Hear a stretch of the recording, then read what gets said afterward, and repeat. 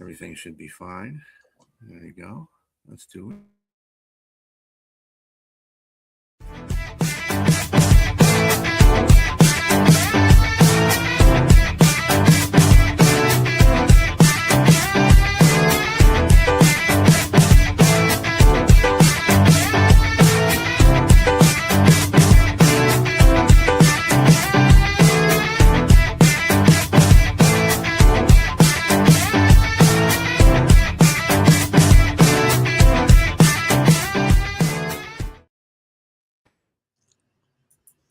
Good evening, everybody. It is the Unprofessional Professional Sports Show. I'm your host, B.A., along with Bo Crouch from Football with Bo, and, of course, James Martin, who is also a contributor to this podcast network. Now that he has his own show, well, shares it with me, but he is the guy. And Keith Engel of TGI Sports. Hope everybody is having a very good evening. Unfortunately, we do have some sad news to pass on this evening. Legendary coach Lou Holtz passes as 89. Just to give you a little bit of breakdown about Lou Holtz, he restored Notre Dame, won the 1988 national title. He finished 249, 132, and 7. Began at William and Mary. Had stops at NC State, Arkansas, Minnesota prior to Notre Dame. Was also the coach of the New York Jets. Sort of. Yeah, for 10 months. He was 3-10. He said God told Lou Holtz he wasn't an NFL head coach, so he got away from that one real quick. And that was in 1976, by the way. Lou Holtz also brought to Notre Dame the legendary Play Like Champions Today sign at the bottom of the stairs inside the Irish locker room, as well as a team not wearing a name in the back of their jerseys. Holtz is the only coach to lead 6 different teams to bowl games. I Lou Holtz, one of my favorite coaches of all time, and he turned every program around he touched. As you said, he went to the bowl games with 6 different teams. Not all of them, teams you would think about football mastery, if you will. But I think all you really need to know about how great a coach Lou Holtz was, Notre Dame hadn't won for 11 years. They haven't won national championship before he got there. And they haven't won one in 38 years since he left. Well, since they won the last one, not since he left, but since they won the last one. And he had them in contention for others after 1988. Tremendous coach. I think he knew that the whole Jet thing was a mistake. So if you think God doesn't have a sense of humor, he told Lou Holtz to go coach the Jets. So, but just a tremendous coach, great motivational speaker after or during his coaching career and after. And it's funny too. I didn't remember this until I was looking at his bio a little bit this afternoon. To tell you how much the game has changed, Lou Holtz played linebacker at Kent State. Lou Holtz is like 5'8", 125 pounds. So, that's an interesting little tidbit about Lou Holtz's playing career. So great coach. Seems to be a wonderful person. Never met him in person, but, we don't see the likes of Lou Holtz, I don't think, anymore in coaching. Not for me. Yeah. Being a Michigan fan, obviously, I never liked Notre Dame when Lou Holtz was coaching Notre Dame because they would be giving Michigan the business, and I used to hate that. But at the same time, you got to also remember when he went to NC State in the early 2000s. They were terrible. Yep, they were really terrible, and he turned that program around too. They were like 1-11 before he got there. He didn't have a very good first year, and then he turned the program around. I think they were like 8-4 and 9-3 the next couple of years. So he did a fantastic job with that in his later years. So, I mean, the dude was like magic. I mean, to go to bowl games and 6 different teams, that's an awesome feat. South Carolina too. No wins his first year there. No wins. Yep. So just a great job to turn that program around. I mean, they weren't national championship contenders, but what I meant. Really good. Well, North Carolina State still fits too. I mean, they were still nowhere on the map when he took over there, and I think that's where he went to the Jets from was North Carolina State. If I'm not mistaken. See, and that's how you know that the Jets are the ultimate dumpster fire. The mastery of Lou Holtz couldn't turn that one around. Well. Where's Jack when you was need him? Tim Brown under his watch? Tim Brown was under his watch, yeah. That's what I thought, yeah. And Heisman, I mean, he had a couple of Heisman Trophy winners, Rocket Ismail, Tim Brown, and of course, the great Jerome Bettis played under him as well. Man, I was a huge fan at that time, especially Jerome Bettis. That was like maybe 90, 91, I think, when they were like, Jerome had like 200 plus yards or something like that running. I was like, who is this big guy rumbling like that? And I like Lou Holtz. And I mean, one thing you're going to remember about him is that little lisp he had when he talked, man. He seemed like this, really nice old guy that was walking up and down the field. I mean, like you said, a linebacker, like that guy was a linebacker. Yeah, for sure. Yeah. And it's funny, you watch him on the sideline grabbing these, 6'5", 300-pound guys by the face mask and jerking them around. They would just pick up their heads and they'd just move them around, for crying out loud. But he was a great motivational coach. Some great players you just mentioned too, James, because they had a lot of great teams. It wasn't just that national championship. That's the only one that won, but he had some other really close, really good teams. Yeah.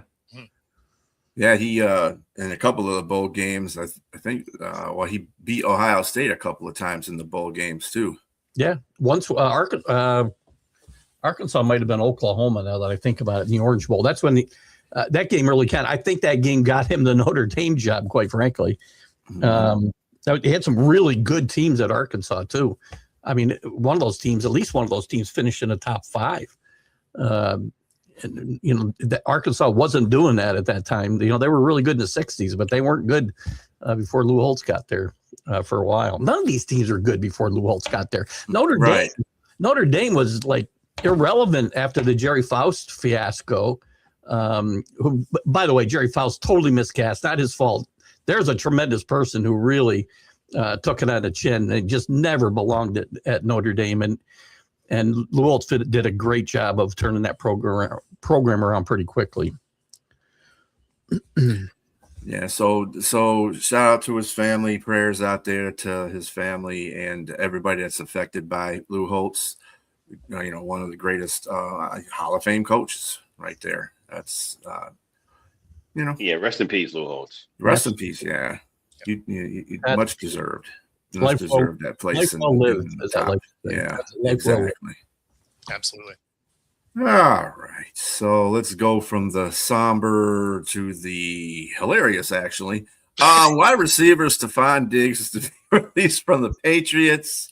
We already have a comment from Rick saying Diggs wears out his welcome again and added the Vikings' greatest plays in Minnesota Miracle, not worth the headaches. The only headache is the fact that he's seeing a trial for something he may or may not have done. So we don't know what that outcome will be, and that's not really the factor why they release him. It's money. It's the fact that they've got Booty, who plays basically the same position and has really stepped up, and they want the money to go after Alex Pierce, because they really are all in on Alex Pierce right now. I did hear in some certain circles that the Patriots are also interested in DJ Moore too.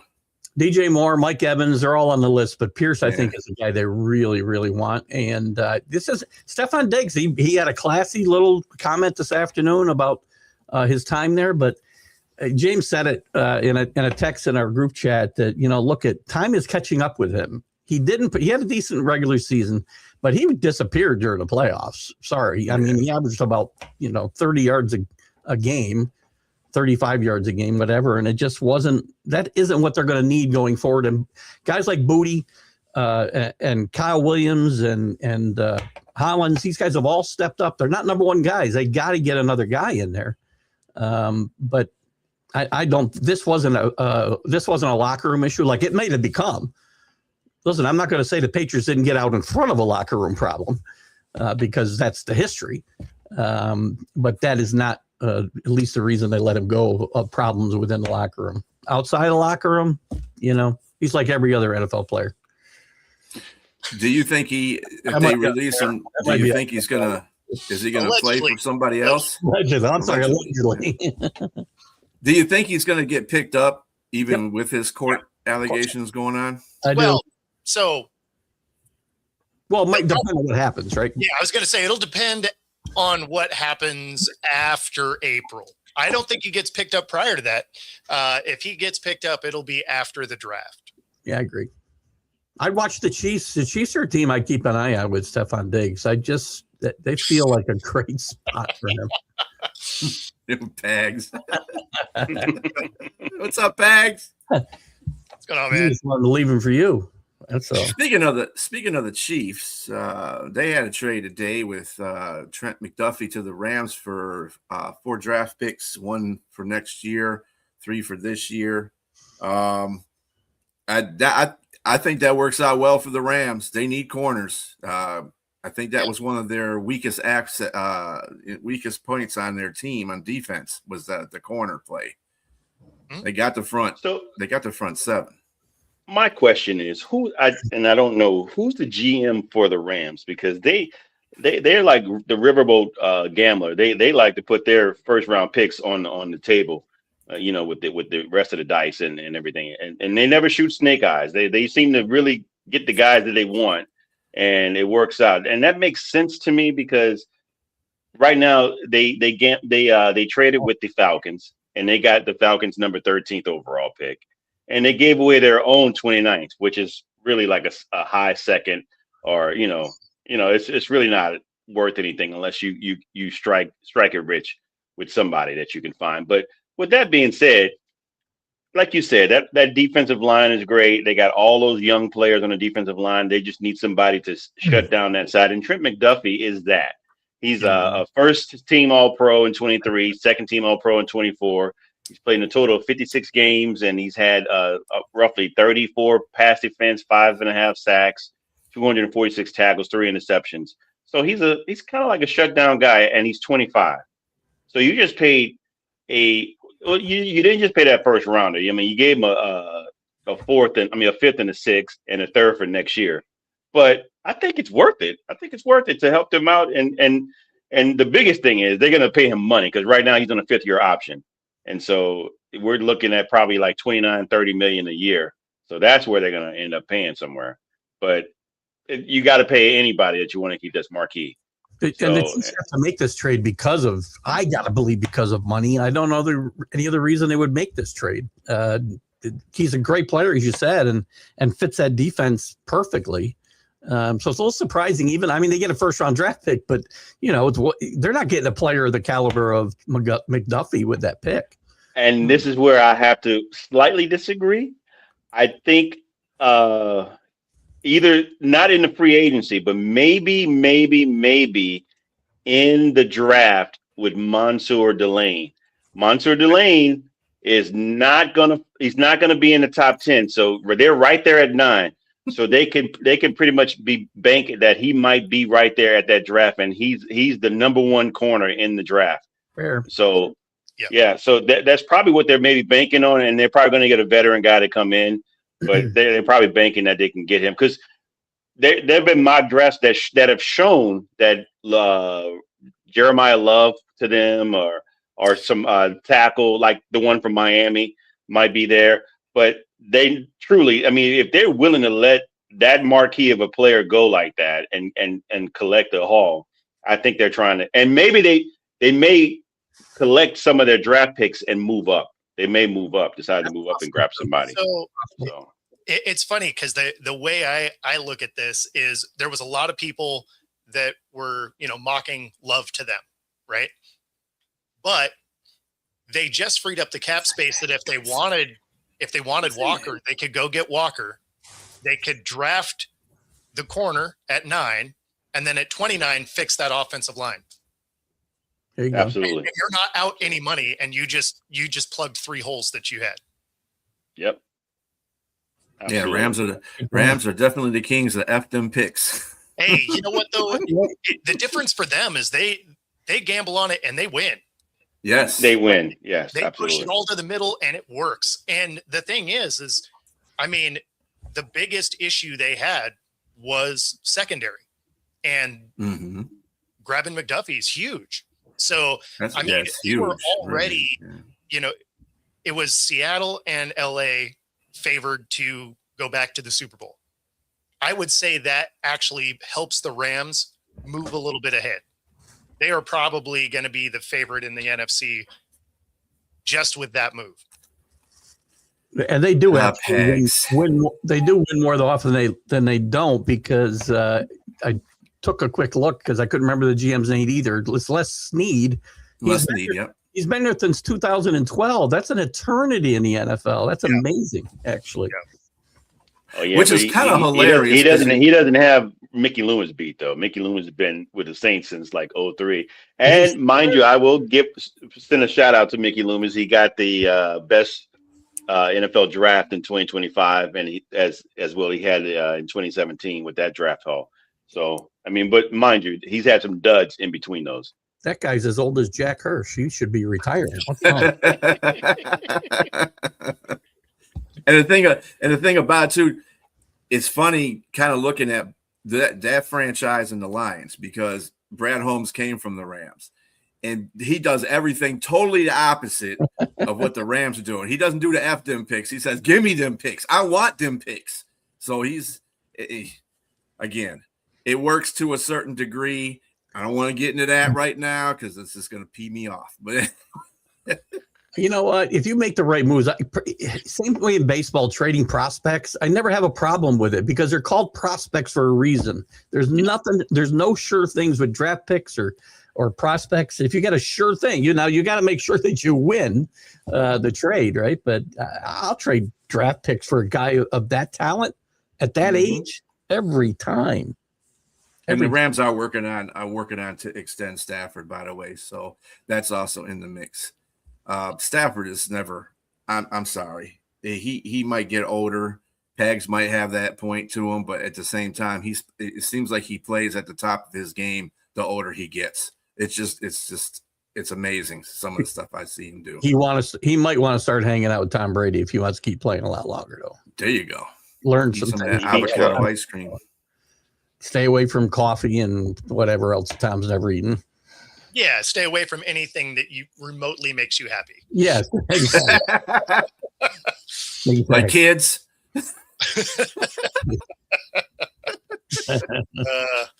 Probably wants to keep his wife away from any jiu-jitsu instructors. But do not let your wife or second string Georgia quarterbacks. Anyway, we did learn something about that from Tom Brady. Yes. No. Oh my goodness. No jiu-jitsu. I can't even say the word anymore. Jiu-jitsu lessons for your wives. Never. Let that be a lesson to everybody. So your favorite player is back in the news again. Aaron Rodgers has no deadline and potential return to Pittsburgh, and Pittsburgh stays and just sits there and waits for him to come back. Shame on them. You got to stop playing these games with Aaron Rodgers. Okay? Stop doing that. So do you think it's that, or do you think they are low-key embracing the suck, that they're going to have a bad year and they're ready to draft a quarterback next year? Well, it definitely has to be next year because there's not much to choose from in the pool this year. So, and that's why they're probably going to wait. Like you said, they're most definitely going to wait on Aaron Rodgers because I can't see anybody better unless they want to, take Kyler Murray, a shot at Kyler Murray in his video games. I don't know. I just think you're probably going to wait on Aaron Rodgers and see how that goes. I think you wait for Rodgers, and then when he says no, you just go with Mason Rudolph, enjoy the fact that you're going to be a 7-win team, and draft one of the quarterbacks from next year where it's going to be a little bit better draft. I mean, well, you guys are just throwing out Will Howard, huh? Yeah. Will Howard could play. I mean, I just if it started today with the way the roster is, Mason's still your starter. Yeah. I wouldn't give him 7 wins, by the way. If I'm trying to tank the season, 7 wins isn't where I want to be. Yeah, but you're in a division that nobody wants to win right now. No, so you're going to win some games by mistake, I guess, right? Yeah, like the Bengals exist. Yeah, pretty much. That's true. And speaking of good segue there, James, with releasing Kyler Murray, they did do that. Getting ready to do that if they haven't done it already. Yeah, where do you think he ends up? Sorry, Rick. They're like Minnesota. Call of Duty video game, maybe. I don't know. Yeah, his market's going to be very small. Minnesota, Miami. The Jets might. I don't think the Jets, similar to Pittsburgh, I don't think the Jets want to win that many games this year, right? So you're not going to bring a quarterback in that's going to let you win 8 or 9 games, I don't think. And Kyler Murray's got some talent. He's got some talent. Exactly. The team doesn't, though. Focuses. Like, they could use his ability to scramble behind that offensive line. So that's why I think the Jets. I don't think the Vikings are an actual player for Kyler. I think they want a guy that fits in O'Connell's system, which is a Cousins or a Rodgers, or if Carr decides to, if they want to kick the tires on that. But his style works better with that kind of quarterback, whereas Kyler is better off schedule, which makes their coach mad. But the thing is, yeah, if he was with the Jets, I think he'd give them a better opportunity because he won't hold the ball as long as the way Justin Fields did, and I think he can better read a defense than Justin Fields as well. I don't think they just do it unless they think he's a potential long-term answer, which he might be. I mean, look at guys are going and getting rehabilitated all over the place. So, I mean, the best thing about Kyler is you get him the same way you got Russ. Is you get to pay him a league minimum, and Arizona is going to pay him to play for you. Yep. So, I mean, if you had a cap straddled team that, you felt like he elevated, yeah, I could see that. So, I mean, that's where the Vikings kind of make sense. It's just the team doesn't make sense. Yeah, but so win now team, right? If they don't think Kyler Murray's going to help win now, they're not taking him. Exactly. To me, the Jets is a really good option because they're going to keep the running back Breece Hall. Yep. So you have a really good running game there.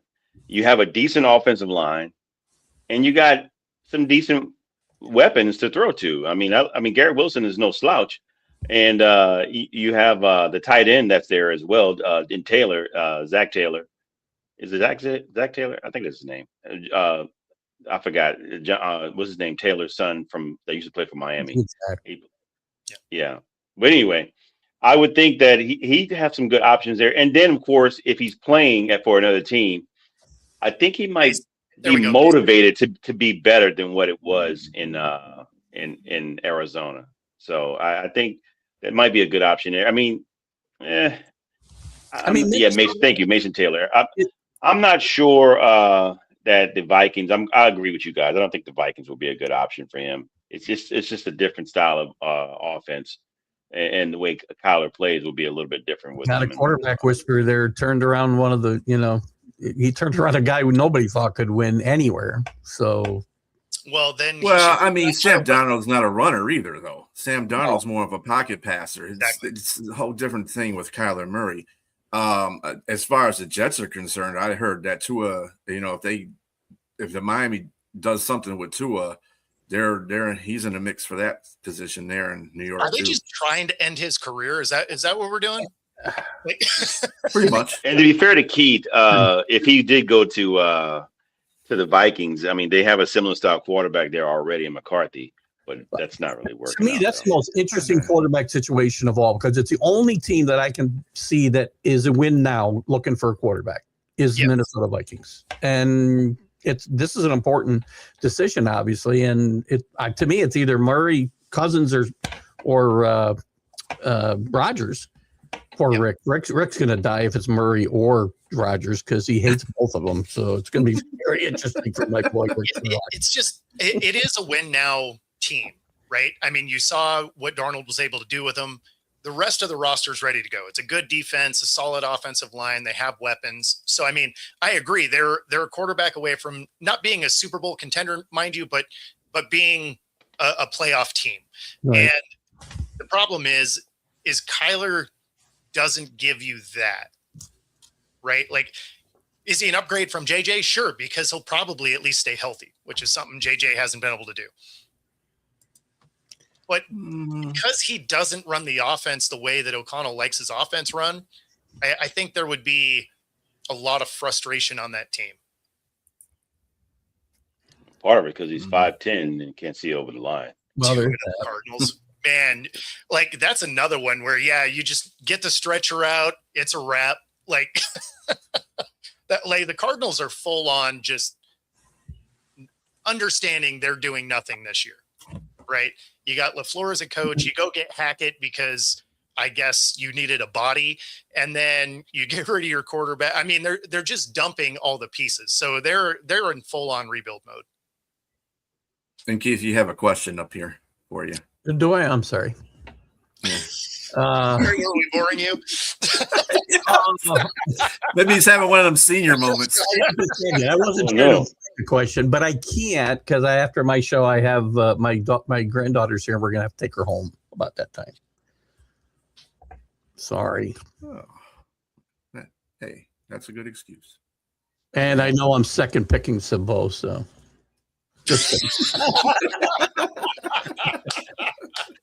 and God knows how many other people she contacted in the meantime. I'm only kidding, Sonia. That's why you can't do it in the group chat. I'm only kidding. I'm only kidding. If I could do it, I would. He said, I'm no scrub for nobody. I know that's right. Dak and Lamb reworked deals, creating $47 million cap space for the Dallas Cowboys. Jerry Jones has come out and said he's going to be aggressive in free agency. We'll wait to see that one happen. They're all in. What do you mean? They're all in. They're all in like a couple of years ago, weren't they? Aggressive means different things to different people, apparently. So. Yeah, I saw that meme, Rick. Yeah, I saw that meme.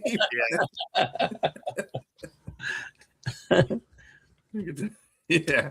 Oh, that's Keith. I just listen, I didn't take my ADD medicine today. That's my problem, and I got too many stimuli around me. Squirrel. I will try to see what I can do, hon. I see the pecking order there. We are at the bottom of the totem pole. That's what I see. We're at an unprofessional professional sports show. That's why. We are the scrub of scrubs. I feel better about myself already. Let me tell you. Yes, you should. So it looks like that the Indianapolis Colts put the transition tag on Daniel Jones. Yeah, that makes sense. It makes sense. But it's a transition one, so it's not the full on. If someone comes in and tries to negotiate and they have the rights to try to, match the offer. But if they think it's too much, they just let them go. We like you, but Well, so it saves them $6 million. He's gonna start the year on IR, right? So some of that makes sense, and then at the same time, the formula that he's successful with. Right. So the only people that are going to come talking to him are the ones that have a good offensive line and a solid running back, because the 2 years that he's been good, he had a fantastic running back and a line that kept him upright. So when you're a GM around the league, there's only a handful of teams that need a quarterback that have those things. Right. So this feels like a safe bet. Like somebody's going to come and negotiate for a guy that's not going to be healthy week one. And then, I think there's a good chance they just saved themselves $6 million and they still end up with Daniel Jones. And I agree with you. I don't think that no one's going to come checking for Daniel Jones. Not with him trying to repair. Come back from Minnesota may. Repair. Minnesota may. Yeah, I'm saying the Achilles thing. I think is the biggest thing. I think it's just it's like even $37 million is a lot of money.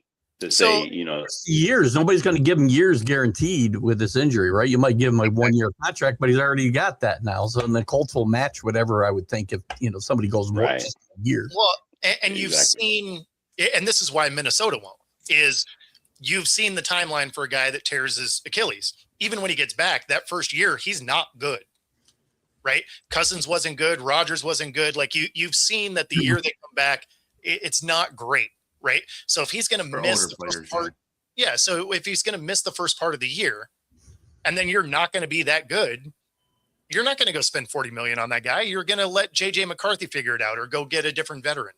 And your quarterback room is already gimpy. Adding Cousins or Jones will be even more gimpy. I mean, you just got this quarterback room with everybody holding each other up. So, because one guy's Achilles messed up, the other one's hamstrings jacked up, and it's just not healthy. I wrote 2008, and I'm still not the same. I can tell you right now. So they better be careful. Of course, I was 40 years old. I would say that. I mean, so was Cousins. Yeah. That's true. Even the elf gets injured too much too. To me, I'm not. Yes. That's nothing that's steady either. Tua is another guy. Obviously, he gets concussed because he doesn't know how to run right. I don't know. The Keebler Elf is bringing cookies. I might want to have him come in. Are the ones that are nobody just letting get away. Really, San Francisco and their situation with their backup quarterback, and they want to let him go. I don't know if that's just the case because they think that he plays better than Purdy. I don't know. But if I'm the Vikings, the only guy I'm really looking at is Cousins because he already has chemistry with your team. Yep. You can get him for nothing. He's familiar with the program. He's familiar but he's old and gimpy. You better protect him, that's for sure. That's the thing is he's not going to be coming from a spot that just forgets they have stars on the roster, right? I mean, that was the biggest thing with Atlanta is they couldn't protect him, and then they would just not use the running game randomly. You're just like, oh, cool, we have Bijan.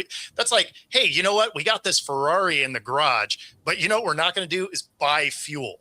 So you can look at it, you can shine it up, but you know what you can't do is drive it. So yeah, it's he'll be way better off with the Vikings. Do I think he's an elite talent or anything like that? No, but I never did. But what he is consistent. And outside of this injury, he has been healthy throughout his career. So you only need him to be good for a year or maybe two. And then you're starting to lose a bunch of this roster anyway. Yeah. So did the Vikings let go Aaron Jones? Aaron Jones, yes, they did. Yeah. So what's the deal? I mean, I know Jordan Mason is probably their guy, I guess. I also heard they were going to try to re-sign Aaron Jones, but I don't know whether, again, that's always a crapshoot. So, yeah, Jordan Mason basically took over that role last season when they had him. He's a pretty good running back. Yeah, he's pretty good. Yeah, well, and there's a couple of solid running backs that'll be mid to late second round. So I mean, like they could go get somebody too. And as we stated before, tag placed on Breece Hall, so he's there to stay. I've been noticing this about the running backs of this season. There was no tag placed on Kenneth Walker. Which is the Lions. The Lions, in my opinion, the idiots that they are sometimes. They traded Montgomery away to Houston for some draft picks and an offense center that was 31 out of 32 that in the league. And Houston, I don't know what their deal is either, because it looks like they were trying to get rid of their starting offensive linemen. They did the same thing like last year. I don't know what's going on. They just don't like their offensive linemen or something. They don't want C.J. Stroud to be, Well, they weren't very good the end of last year anyway, or a lot of last year. Certainly in the playoffs against the Patriots, they were awful. So yeah, they were awful pretty much the whole year. The defense is why the Texans were good. Exactly. The running backs, so it's just, the league just still does not value running backs. They feel like they're the most replaceable skill position player out there, and that's why you don't see him getting franchised. You don't see him, except for a handful of guys, getting the long-term guaranteed contracts, and that's probably going to continue. Walker's absolutely leaving Seattle. Yeah, I think he's gone. I think he'll be in Kansas City. I like your scenario. People don't seem to get the idea of empathy. If you were in Walker's shoes, what would you do if you know that they're going to pay everybody else on that team and the least valued position would be the running back. And you have an opportunity to go to somewhere else, some other team. You got your ring already. Exactly. And you can make the most money. And this is your last likely time to make your peak money. Yep. So, I mean, as a running back, I'm definitely leaving. Yeah. I got the ring. And this is the opportunity. Somebody's going to pay you, because they said the value is at 9, but they said likely he's, for all intents and purposes, he's probably going to make 14 to 15 million a year for some team. Yeah, like so I'm definitely taking that. He'll make north of 10, and he won't touch that in Seattle. And Seattle doesn't pay running backs. They just don't do it. They drafted Walker in the second round. They drafted Charbonnet the next year in the second round.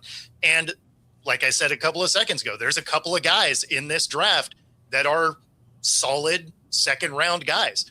Jadarian Price, the other running back for Notre Dame, is an incredible running back. Well, and there's also one out of Penn State and one out of UW right here. And those guys are all going to be mid to late second round guys. Maybe Mike Washington, too, the guy that ran that 6'1", 223, ran a 4.33 out of Arkansas. Incredible. There's a guy. And he actually, when you see the game tape, he played that speed, too. Yeah. I'm surprised that, and my man was in tears. When I see somebody crying after they're 40, that's a guy I want to look into drafting. So, yeah, I mean, for Seattle, not going to happen. They're not going to sign Walker. They're not going to sign Charbonnet next year. And they also they just came out and said Shaheed's going to likely test the free agent market as well. For sure. Yeah. He was a hired gun. And we thank you, Seattle, for those draft picks. We appreciate it. Thank you very much. Hey, it got us a ring, so we're not mad at it. That's right. That's right. I'm sure that's the same thing the Rams told the Lions too. It absolutely is, right? I mean, you're talking about a guy that completely changed the special teams. Like, he was a non-factor on offense, right? Like, I think he caught for like 188 yards for the year. Like, he was not an impactful player on our offense, but special teams was absolutely unbelievable. I expect him to go to the Raiders because that's where the rest of his coaching staff went. But at the same time, there's people talking about him as a receiver where he could be making it up to about 15 mil a year. Seattle's not going to get anywhere near that. Like, they may have offered him 5 or 6, but they wouldn't be going to 15. So Shaheed definitely won't be here. I will not be surprised if he's a Raider. So I'm going to say go out and say this about Shaheed. He had a lot of pros, which is he can take the top of a defense, he can run returns, but and he can do like reverses and jet sweeps and different things like that. But his route tree is very limited, and he's not a guy that can catch 50-50 balls. If somebody just bumps him a little bit, that ball's coming right out of his hand. So those are the downs, and he's injury prone as well. He is literally this era's Percy Harvin. Yeah, exactly. He's the exact same dude, just without the attitude problem. Yeah, but you need him. You need him on a team like you guys. If he goes to a garbage team, it's not going to be. He's not the number one guy. He's not that number one guy. He needs to be, like you said, like a Percy Harvin. He's not that kind of a receiver. No, not at all. That's what I'm saying. He's good as a utility, bag of tricks type of guy. He's a gadget guy. And he's phenomenal at that. So if you have a team that is an X factor away, he can provide that. But yeah, if you need him to be your every play wide receiver too, you probably aren't a great team. And that's not a dig at him. It's just his skill set is what it is. Right. Yeah, he's more of the wide receiver 3 type slot guy. Yeah. The Vikings are at it again. They're cutting Jonathan Allen, 2-time Pro Bowler, defensive tackle. They just got rid of Hargrove. So I don't know what Minnesota's doing. What's Minnesota doing over there, Rick? What are they doing? Rick said you're killing them. You're still killing them. The hits just keep on hitting, Rick. So Sonia really wants you to put up the Walker comment. Which one? Oh, the Walker to Carolina. I did put that up. Yeah, I saw it too. It was up. Yeah. Oh, maybe she wants the overrated one then. Well, she wants it to be. I guess maybe she wants it to be. She wants to magically make it appear that it was going to happen. Walker's not going to Carolina, Sonia. Sorry to tell you. Yeah. He's got to stop. He's got a couple of stops before he gets to Carolina. He's probably going to stop in New Orleans or somewhere Kansas before City. Yeah, I'm going Kansas KC. City. KC probably makes the most sense because they can afford him. They're going to need And they're probably not going to get Love at number 9. Well, no, 'Cause because Love- if they get Walker, they don't have to, right? Because then they can get their corner and their offensive lineman all in the first round. Then all of a sudden, the Saints could get Love, and that fixes your Kamara problem.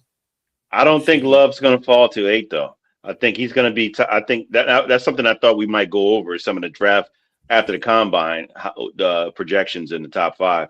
Love might be in the top 5 here because I don't see any generational talent on this draft, and I don't see anybody outside of Mendoza that's not interchangeable in position in these drafts.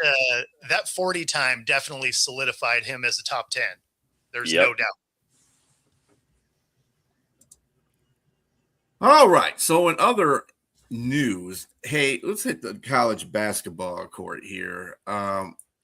Miami goes 30-0 after holding on to the win against Toledo, which I didn't type that correctly, but whatever. You get the gist of the comment. Anyway, they just keep winning. They find ways to win. And you know, I think I alluded to this one time. If you can find ways to win, even if you're not playing your greatest, you're gonna carry yourself away. You're gonna carry yourself a long way, especially in March Madness. I hope they get into March Madness. There's no guarantee if they don't win that tournament because the NCAA selection committee would rather see, teams that are 4-12 in their conference get into than a 30-1 Miami team. Yeah, I don't think that's going to happen. It's a good team. Again, I want that sucks. They get hurt because of the non-conference, but nobody will play them. They won't play these the teams from the American Conference. A lot of these smaller, even the bottom side of the mid majors, right? Nobody's going to go play these guys and give them home and homes and all this stuff. They're not going to do that, especially with the size of the bigger leagues now. And having to get all their playing 18 conference games, they're not going to get that, and that's not their fault. Teams won't play them. I mean, they have won 7 league games, like 1 possession games. But again, as Brian said, there's something to be said for finding a way to win games. And this is a great story. I want them to be undefeated, getting into the tournament with about an 8 seed, and it's going to be a wonderful story to watch them play. I mean, we talked about it on one of my shows here last week, and yes, I understand the use. Somebody who's middle of the Big Ten, UCLA, I think was Danny might have brought up UCLA. Yeah, they'll probably beat Miami, but you can't tell me that on a neutral court they can't potentially beat West Virginia or Oklahoma State or Auburn or some of these teams that are on the bubble. Sure, with almost 500 records and losing records in their conference. I'm not even saying they'll beat them. They deserve a chance to beat them, though. Mm-hmm. So if they don't get in, it would be a travesty in my mind. And thank you, Rick, for answering the question there. So you said and I think James had a point to make about that whole situation too. Vikings had the 3rd worst salary cap situation, need to move on from underperforming players. Yeah. Well, and something like that is where you start to look at, Cousins or Kyler, because Arizona picks up Kyler's tab. And Cousins will be really cheap either way. So the comment that our dear colleague Sonia put on here said that Shaheed is a $2 hoard that will go anyway for a book.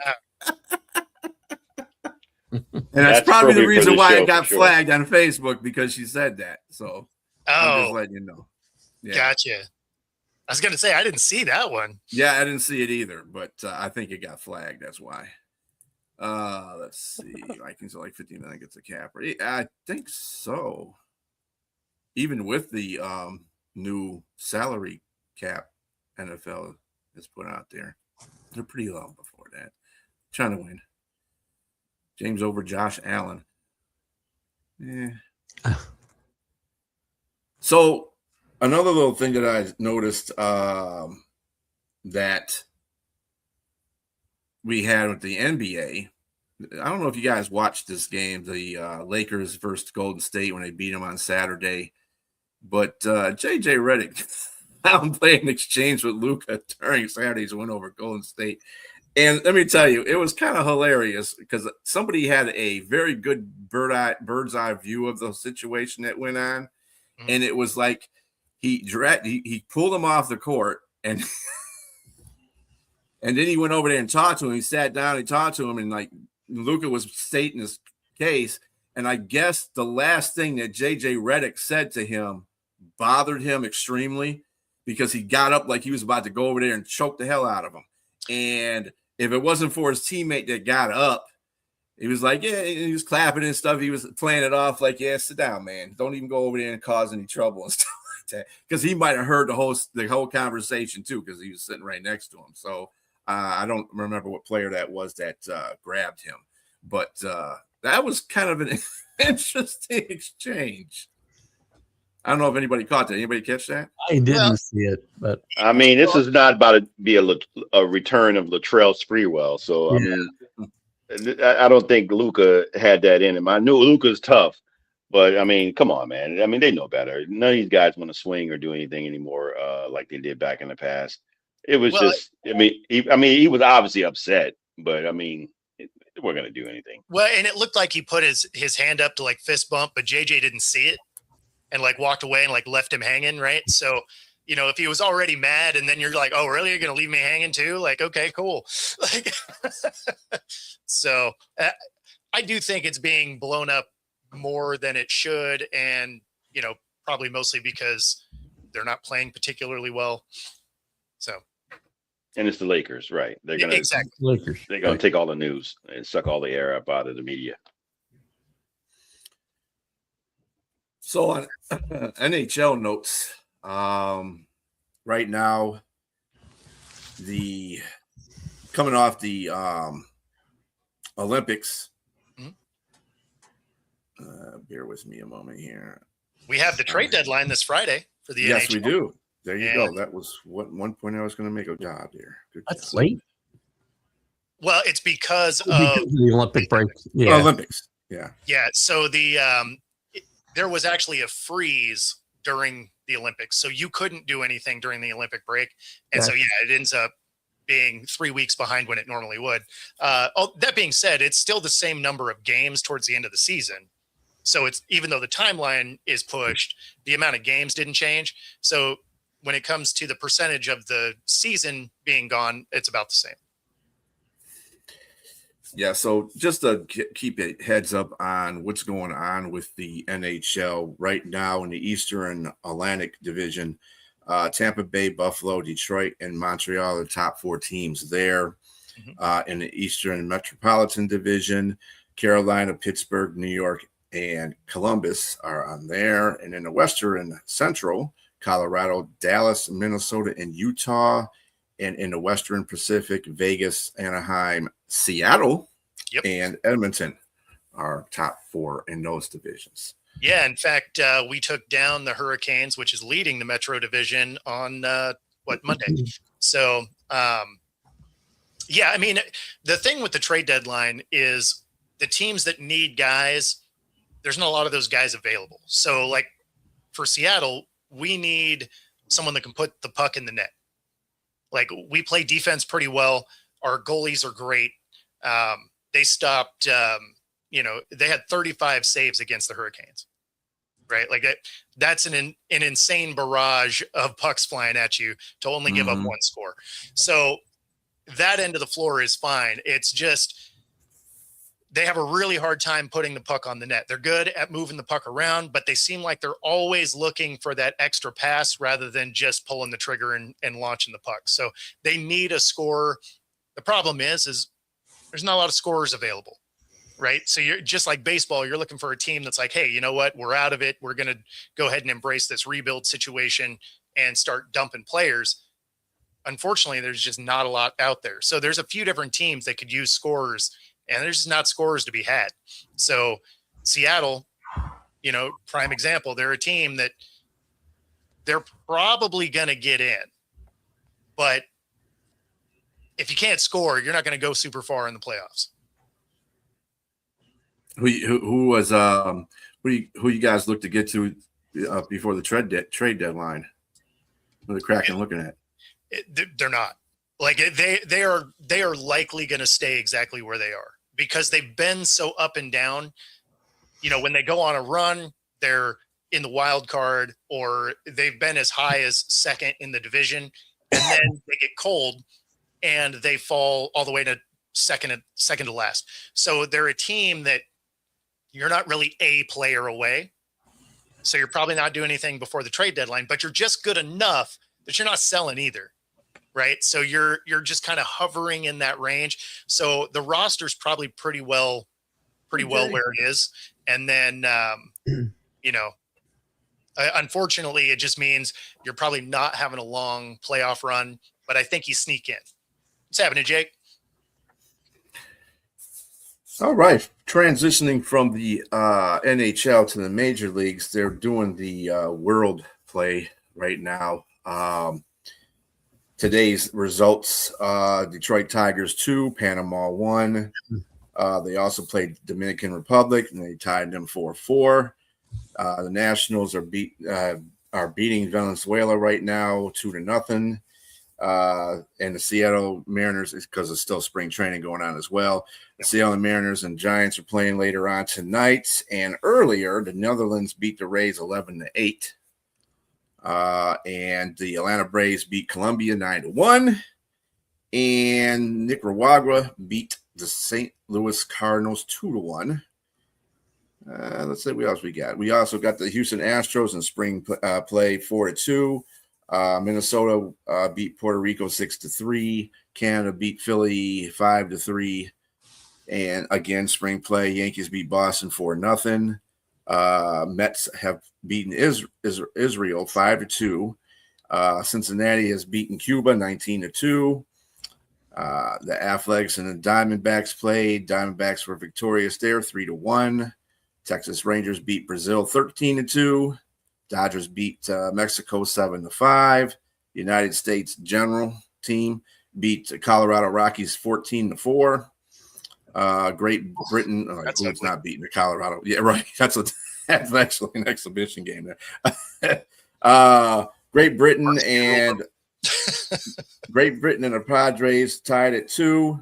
Italy lost to the Angels 4-3. And finally, last spring game of the day, final of the day, 4-1 Cubs beat the Brewers. What is your take? Now I ask Keith this because he's generally our baseball guy. What do you think about these games that they're having during spring training with the international teams? WBC. I love the WBC, and every 4 years it comes around. There's no other time to play it than now. So again, it takes away a couple of weeks. Takes these guys away from spring training for a couple of weeks, but they're still going to be working out. It's not going to be a huge deal. Teams worry about guys getting hurt. If guys are going to get hurt, they're going to get hurt. And I don't know where I made that. I made that prediction last year. Yeah, that was last year, Jay. Yeah. But I think this is all. I love international competitions. I love guys who want to go play for their country. And just Bryce Harper had a great comment the other day about the chance to go play for his country. And I just love it. And you missed, by the way, in the scores, you missed Pat. Was it Pat Murphy? Who's the manager of the Brewers? Murphy. I think it's Pat Murphy. Just went off on his team after they lost to Britain yesterday because Britain's not that good. Remember the uniforms they had last year where the letters were falling off the jerseys for the Great Britain team? Was kind of embarrassing. But they've gotten better. The real games start tomorrow.